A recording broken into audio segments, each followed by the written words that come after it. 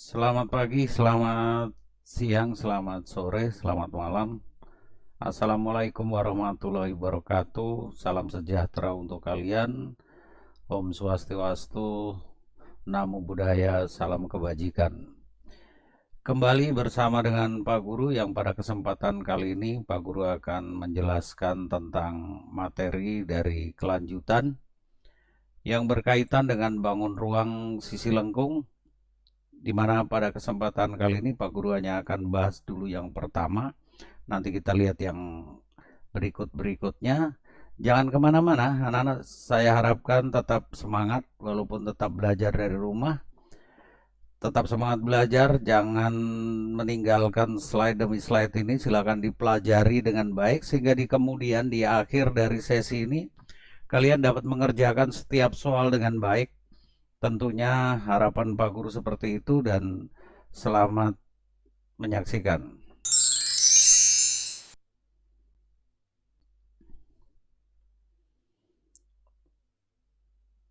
Baik, pada kesempatan kali ini untuk bangun ruang sisi lengkung, kompetensi dasar yang diharapkan untuk kalian kuasai adalah diharapkan nanti kalian mampu mengidentifikasi unsur-unsur tabung, kerucut maupun bola, kemudian mampu menghitung luas permukaan dan volume dari tabung, kerucut, serta bola.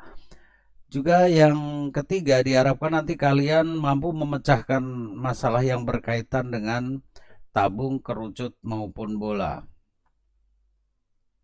Bangun ruang sisi lengkung dalam kehidupan kita sering kita jumpai, pasti tidak akan terlepas dari kehidupan kita. Kita bisa lihat di sini. Jadi ada bola, kemudian ada peralatan dapur, kemudian ada tempat es krim, kemudian tenda, juga gelas. Ini Pak Guru yakin hampir kita jumpai dalam keseharian kita untuk sebagai bentuk dari materi yang kita pelajari. Sebenarnya bukan hal yang baru karena sudah ada di sekitar kita.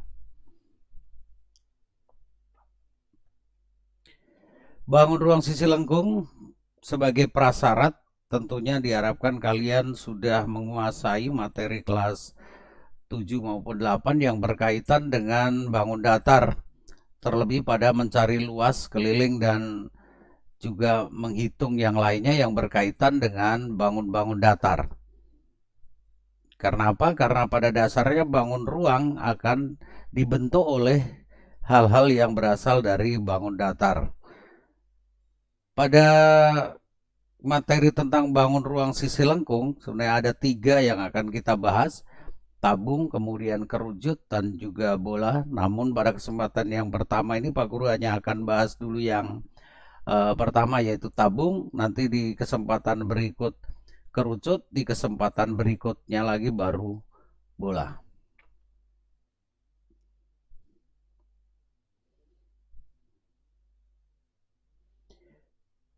Kita akan belajar tentang materi tabung, yaitu nanti kita akan pelajari tentang unsur-unsur, jaring-jaringnya, kemudian luas permukaan, dan juga nanti di bagian akhir kita akan belajar tentang bagaimana mencari volume atau isi dari sebuah tabung.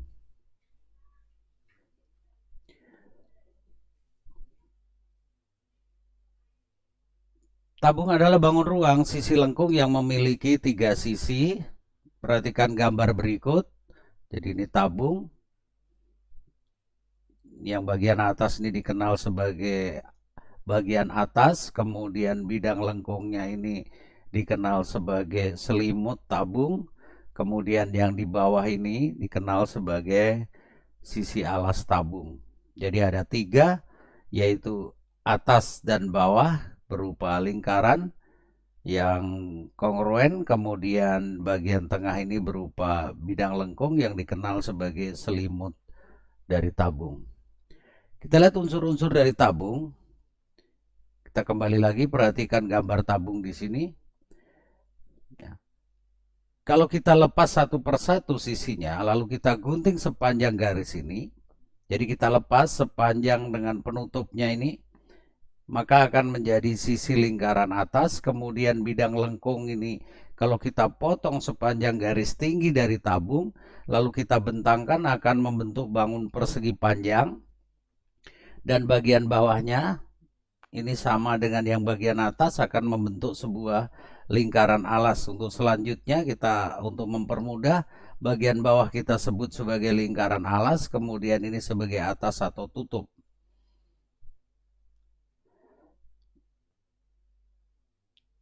Ini dikenal sebagai jari-jari dari atau R, sering dikenal dengan singkatan R. Jadi jari-jari lingkaran bidang paralel maksudnya apa? Sama antara atas dan bawah ini. Bentuk dan ukurannya sama. Kemudian bagian kedua ini T. Tadi Pak Guru sudah sampaikan bahwa ini akan membentuk bangun persegi panjang. Bidang lengkung kita potong sepanjang garis tingginya. Jadi garis tinggi tabung tidak lain adalah garis yang tegak lurus terhadap sisi alas dan tutup. Inilah yang dikenal sebagai tinggi tabung. Kemudian yang ketiga ini bidang selimutnya, selimut tabung. Oke, ini adalah unsur-unsur dari tabung.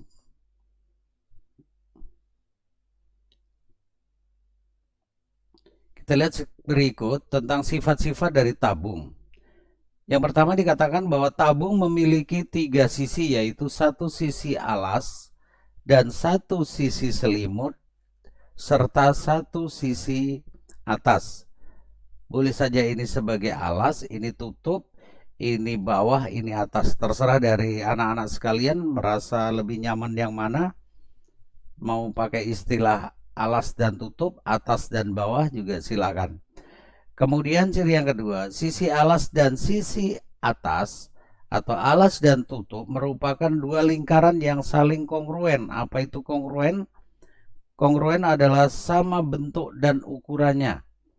Jadi sama bentuk dan ukuran, itulah bahasa terjemahan dari istilah kongruen dalam matematika. Selimut tabung yaitu sisi lengkung atau bidang lengkung dari tabung yang barusan Pak Guru sudah sampaikan. Tabung mempunyai 2 rusuk, yaitu pertemuan antara sisi atap atau sisi atas dengan bidang lengkung, dan yang satunya lagi adalah pertemuan antara lingkaran bawah dengan bidang lengkungnya. Tidak memiliki titik sudut, jadi bangun tabung tidak memiliki titik sudut. Tolong diingat-ingat ya anak-anak. Baik, kita lihat jaring-jaring tabung. Seperti tadi Pak Guru katakan, kalau ini sebuah tabung, lalu Pak Guru potong, ikuti melingkarnya ini. Lalu kita geser, ini akan menjadi sebuah lingkaran. Ya. Kemudian yang berikut kita potong, tadi Pak Guru katakan kita potong sepanjang garis tingginya. Kemudian lalu kita bentangkan, maka akan membentuk bangun persegi panjang. Kemudian yang bawah pun demikian, kita coba gunting, kemudian kita bentangkan. Kita akan dapatkan 3 bidang sisi tadi, 2 berupa lingkaran yang kongruen dan 1 berupa bidang lengkung yang di sini membentuk bangun persegi panjang. Bagaimana ukuran-ukurannya? Perhatikan yang slide berikut.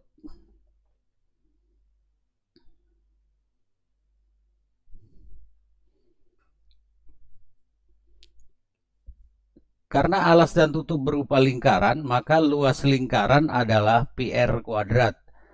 Kemudian bidang lengkungnya membentuk persegi panjang. Rumus persegi panjang adalah panjang kali lebar, di mana panjangnya adalah sama dengan 2PR. 2PR itu rumus apa anak-anak? Masih ingat? Yaitu rumus keliling lingkaran. Ini. Kalau ini luas lingkaran, sedangkan keliling lingkaran adalah 2PR. Jadi panjang dari kiri ke kanan ini sama panjangnya dengan keliling lingkaran, baik yang di alas maupun ditutup. Kemudian lebarnya adalah tinggi dari tabung, maka luas dari bidang lengkung dari bangun tabung atau juga luas selimut tabung adalah 2PRT. Kemudian bidang alasnya tadi Pak Guru sudah katakan sama bentuk dan ukuran kongruen, jadi tidak ada bedanya. Mari kita coba temukan rumus luas permukaan tabung. Jadi luas tabung tidak lain adalah luas alas ditambah luas selimut ditambah dengan luas tutup. Atau secara umum bahwa luas suatu bangun ruang adalah jumlah luas setiap bidang sisinya. Sekarang kita coba turunkan ke rumus yang baku untuk bangun tabung. Alasnya berbentuk lingkaran, maka luas lingkaran adalah pi r kuadrat. Selimut tabung rumusnya tadi sudah, yaitu 2 pi rt.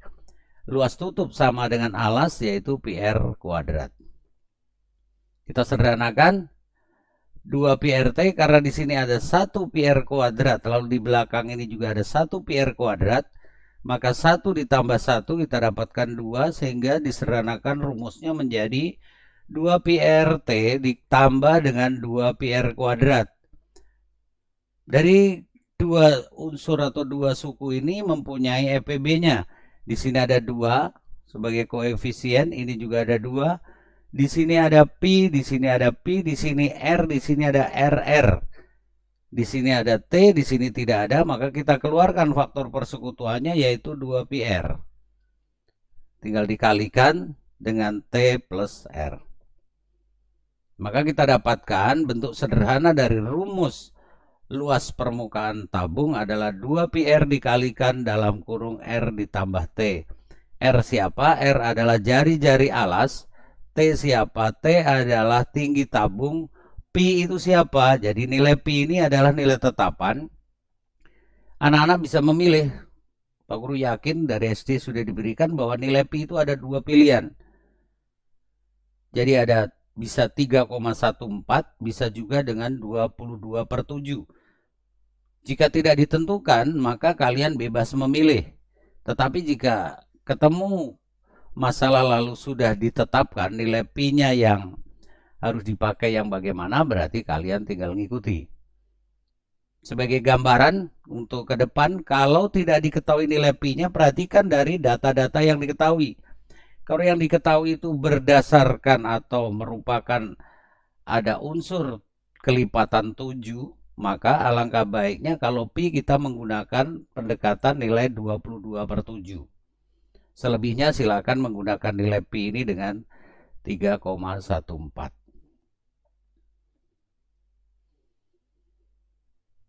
Kita ambil contoh. Jadi panjang jari-jari alas sebuah tabung 10 cm, tingginya 20 cm, pi 3,14. Jadi pi sudah ditetapkan. Pertanyaannya apa? Yang ditanyakan yang pertama luas selimut tabung. Ingat, luas selimut tabung. Yang kedua, luas tabung tanpa tutup. Kemudian yang ketiga, luas tabung seluruhnya. Kita lihat yang pertama. Apa yang diketahui dari soal? Yang diketahui adalah ada jari-jari, berarti R 10 cm, tinggi tabung berarti T 20 cm, dan pi yang diminta adalah dengan 3,14. Kita langsung substitusi ke dalam rumus yang pertama.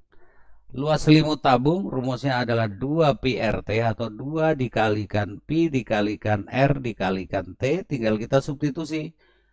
Pi-nya 3,14, R-nya 10 cm, T-nya 20 cm. Sehingga kalimat diperoleh 2 kali 3,14 dikalikan 10 cm dikalikan 20 cm.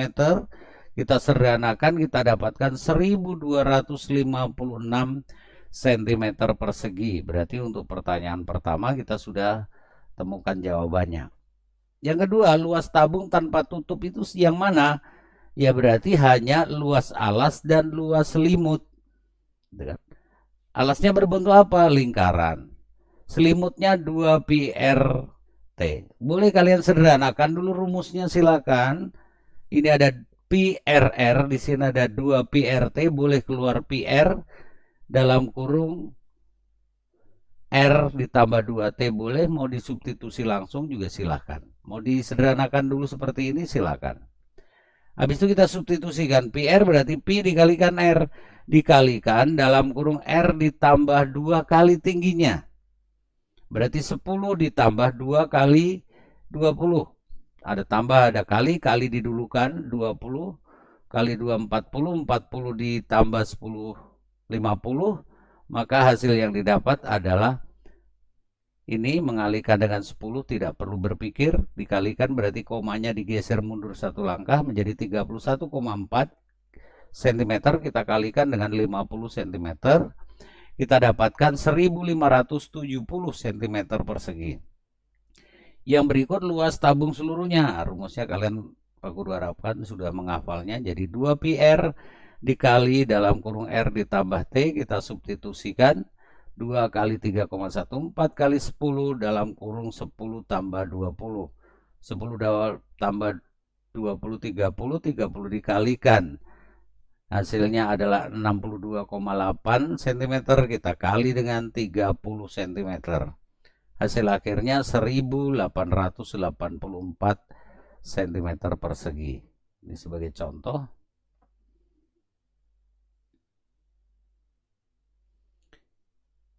Kalau tadi kita sudah temukan rumus luas permukaan tabung, yang berikut kita mencoba menemukan rumus dari volume tabung. Atau dalam kehidupan sehari-hari kita adalah isi, atau volume sama dengan isi. Untuk menentukan rumus volume tabung, ikuti kegiatan berikut. Jadi ini ada sebuah tabung dengan jari-jari R, tingginya T. Karena volume tabung adalah merupakan bangun yang masuk dalam kategori prisma. Ingat, bangun ruang kalau dikelompokkan menjadi 3, yaitu ada prisma, ada limas, ada bola. Apa definisi prisma? Anak-anak masih ingat? Prisma adalah bangun ruang yang memiliki minimal satu pasang sisi yang kongruen, sama dan sejajar.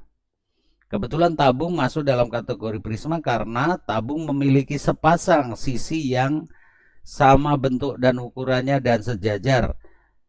Pada saat kita belajar tentang bangun ruang, maka untuk volume dari prisma punya satu rumus utamanya, kemudian volume dari limas juga punya satu rumus utamanya, dan bola punya satu rumus.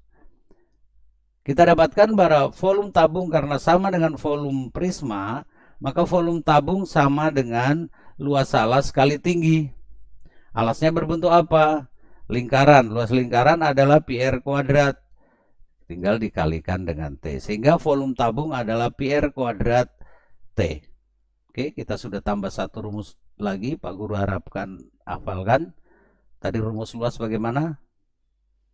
Ya, Pak Guru harapkan kalian masih ingat. Kalau lupa, coba putar balik slide-slide-nya sehingga kalian bisa menemukan lagi.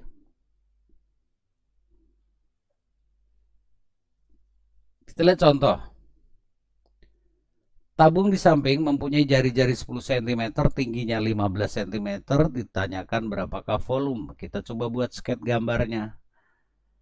Jari-jari 10, tinggi 15, ditanyakan volume, ya langsung diketahui R 10, T 15, ditanyakan volume, tinggal dimasukkan, tuliskan dulu rumusnya. V adalah dengan πr kuadrat T, kita tinggal substitusi, P-nya 3,14, R-nya 10, T-nya 15, berarti 3,14 kali 10 kali 10 kali 15, 10 kali 10 adalah 100, 3,14 kali 100, 314, dikalikan 15.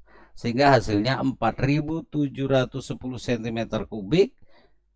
Karena berkaitan dengan volume atau isi, kalian bisa mengubah bentuknya ke dalam bentuk liter, satuan ukuran volume. Dari cm kubik ke liter juga Pak Guru yakin kalian tidak kesulitan lagi. Jadi kita tinggal memajukan koma sebanyak 3. 4710 komanya tidak ada, maka dianggap ada. Kita majukan 1, 2, 3, diperoleh disinilah 4,710 atau 4,71 liter.